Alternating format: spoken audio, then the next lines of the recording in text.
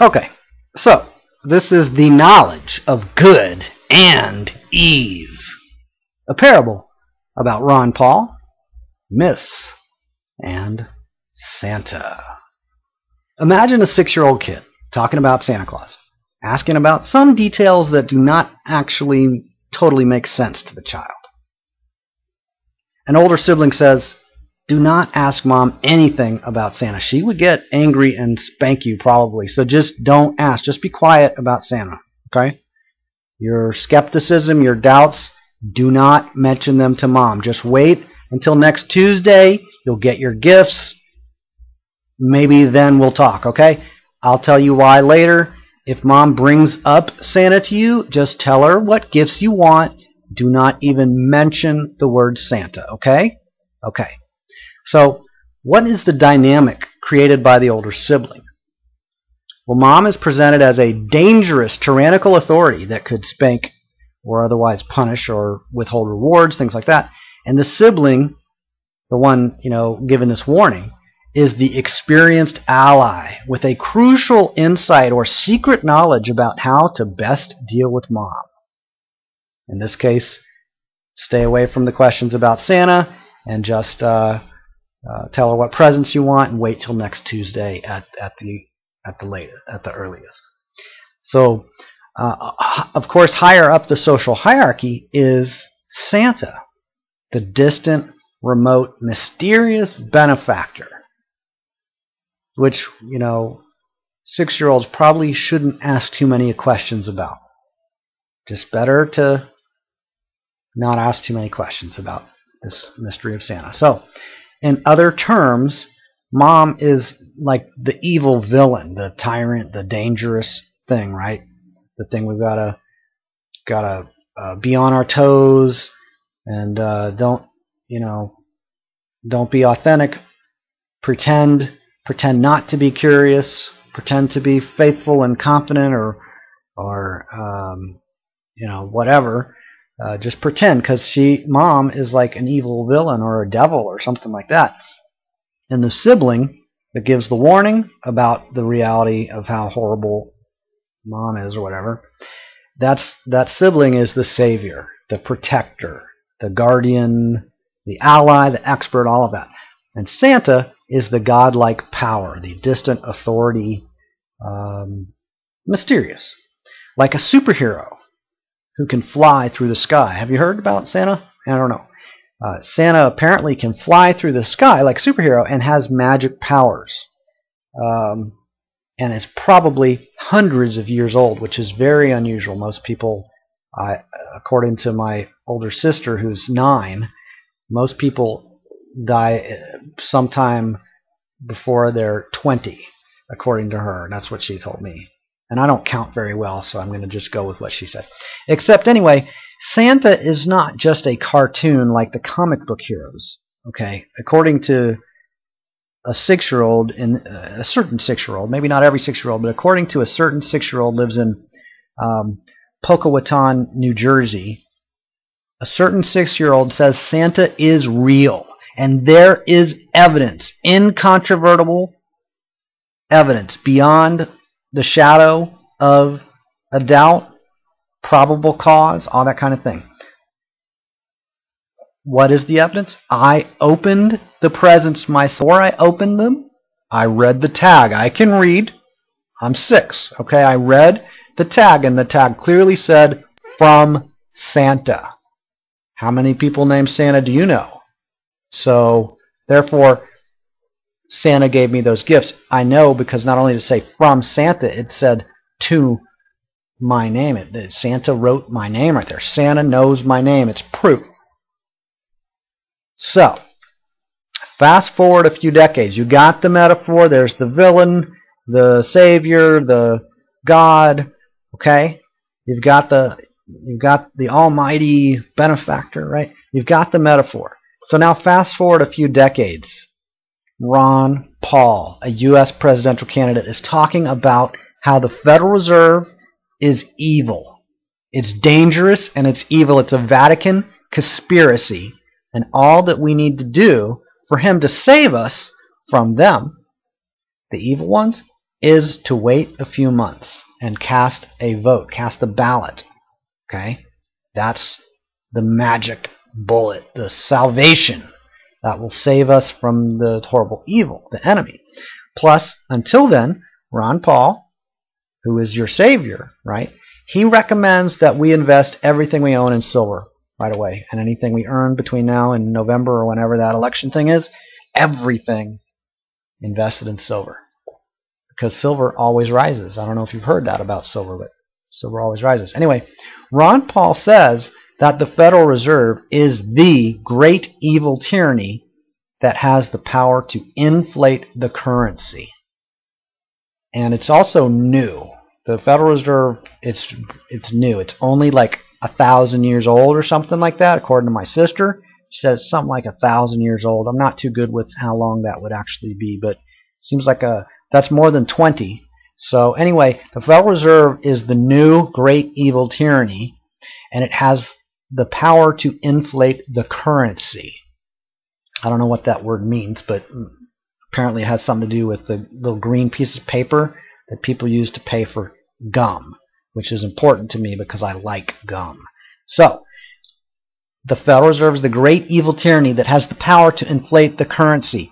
And according to Ron Paul, that would be very bad for them to inflate the currency. It would be very bad. I should be concerned and worried and like outraged that they have the power to inflate the currency, according to Ron Paul. So why would that be so bad if they inflate the currency? Well, Ron never actually details a lot about that, but he's a savior, so he must be, you know, he must have some reason for that. Apparently the idea is, according to Ron, that the Fed, the Federal Reserve, should not have the power that Ron says they do have. And therefore he must save us from the Fed doing the thing that they obviously should not do, because they are inherently evil. So we should just buy more silver, because that's the patriotic and heroic thing to do, which Ron Paul has been consistently saying since 1980. Buy more silver, which proves that we can trust his credibility and his sincerity and his prudence. Okay, because he's been consistent. That's like 20 years that he's been saying buy silver. Okay, consistently. The man has credibility. Now, we don't question whether the Federal Reserve has the powers that Ron Paul says they have, because he should know better than us, because he's the savior. So don't question anything he says about them. Now, Alex Jones. I don't know if you're familiar with Alex. He's a fellow from Austin, Texas.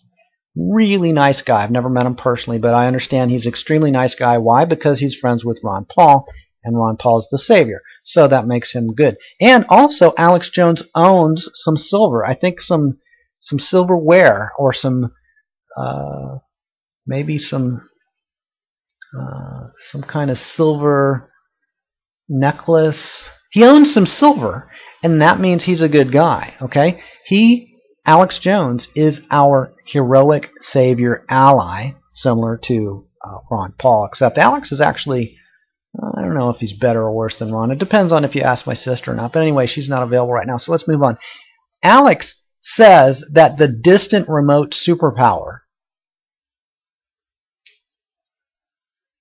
kind of like Santa in my earlier analogy, the distant remote superpower, the great God, Wizard of Oz, is the holy ink on the sacred document of the Articles of Confederation. It's one of the founding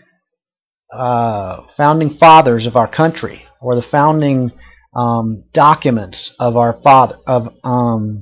It's an important piece of paper. It's the Articles of Confederation. Sorry. Okay.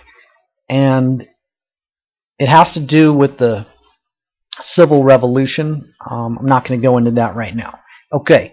The holy ink on the sacred document of the Articles of Confederation is the most powerful document in the world, in human history. It's the most important, and most powerful document in the world, except for that one winning lottery ticket. But that's another story, and you're trying to distract me because I'm being so focused, and you can't hardly keep track because I'm being so focused. Okay, anyway, Alex says that Noam Chomsky, who's a political savior, and he's got a lot of credibility because since like 1980 he's been saying buy silver, it always rises. So anyway, Noam Chomsky, who has a lot of credibility, he agrees with Ron Paul that the real problem today is that the Federal Reserve says that the Articles of Confederation are actually not the authentic words of Santa. And so they're not even really holy or sacred. That's crazy. And the Federal Reserve, according to Noam Chomsky, says that the Articles of Confederation need to be retranslated by the Supreme Council of Justice. They're the people who interpret and translate and amend. You know, they're the lawful, legitimate people to do that. They're the justices of the Supreme Council of Justice. All right, so you know they're credible because they have like black robes and they wear these white wigs, and it's really traditional, so it's very credible. So now what the Fed says about the Articles of Confederation and them needed to be retranslated by the Supreme Council because they're not really an authentic interpretation of the real words of Santa, who didn't speak English. I don't know if you read this. Anyway, it wouldn't be so bad that the Fed says that, except, according to Noam Chomsky, except that Ron Paul is not a member of the Supreme Council of Justice, and therefore the council is evil, because we know that Ron Paul is good, and anything he's not a member of, therefore, must be evil. They're trying to exclude him. I don't know if you're aware of that. The mass media was like, he's actually is a member, but the mass media says he's not, and doesn't even mention that he really is in the CFR. I mean, what is it? The SCJ, the Supreme Council of Justice. Okay? It's like the Justice League. In fact, it is the Justice League, because he's a superhero. Now, Ron Paul is not a member of the council, therefore the council is evil, and that's why what the Federal Reserve says is a problem. Okay? It's treasonous, it's traitorial, and it's corrupt and evil and criminal and bad and dangerous. Okay, now Darth Vader, who I'm sure you're familiar with, I don't need to introduce him, he says the council is not evil, which further proves that Darth Vader is either evil or naive, or most likely both. I think he's probably under the influence of, what's that guy, the Senator Columbine, the guy that looks like Joe Lieberman, Senator, dang it, well, the guy that eventually becomes the Emperor, okay, if you've seen Star Wars Part 8, is it? Anyway, I forget which one, Senator Constantine. Oh, anywho. Now imagine that the Articles of Confederation are just a series of 3 words. No, they're just sounds. They're the sounds. The Articles of Confederation. They're not even 3 words. They're just Articles of Confederation. They're just Articles of Confederation. They're just a sequence of sounds. They have no more actual tangible power, right, than the sounds of the word Santa. Santa. Santa. They're not even shapes on your screens or ink on paper. They're just sounds. They're just some sounds that someone spoke like 100 years ago, around the time when Santa was your age, because he's a couple 100 years old. So who is going to protect those sounds? Articles of Confederation. Who's going to threaten those sounds? The Articles of Confederation. Who's going to threaten them? Who's going to record them as an audio file to upload to YouTube? That's a good idea. I should make a recording of this. Anyway, who's going to keep them, by which I mean the Articles of Confederation, sacred and give them proper respect? Like on the TV show South Park, they respect things. They respect authority. Authority! That's what they're known for. And the Book of Mormon is another thing that the guys from South Park are known for respecting.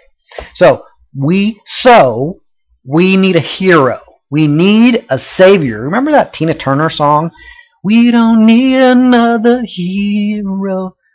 Well, it sucked, and it's not appropriate in this situation because we do need a hero. We need a savior. I know, Ron Paul. Inflation would reduce the value of the massive national debt, which must be avoided at all costs. We don't want to reduce the national debt's actual value. It's important that we maintain a sense of poverty and anxiety and hysteria and panic. The edge of panic amongst the general public, especially the patriots, the reactionary patriots, and the constitutional Bible-thumping atheists, and who don't believe in Santa, the existence of ink on paper, and the sounds Articles of Confederation. All right, so therefore, in order to preserve the, it's like a spiritual warfare. And in order to make Ron Paul win and everything okay, because things are not okay now, okay? In order to make things okay, you need to be too happy. And the only way for you to do that is you must obey your older sibling and never mention Santa to Mom again. Okay? Okay. Now, I'm sure that you understand everything that I have said, which is the sounds Articles of Confederation. They're really important, okay? They are sacred and holy, and they need to be protected. And do not ask Mom about them. She will just get upset. Just wait till next Tuesday. Receive your tax refund. Your gifts from Santa.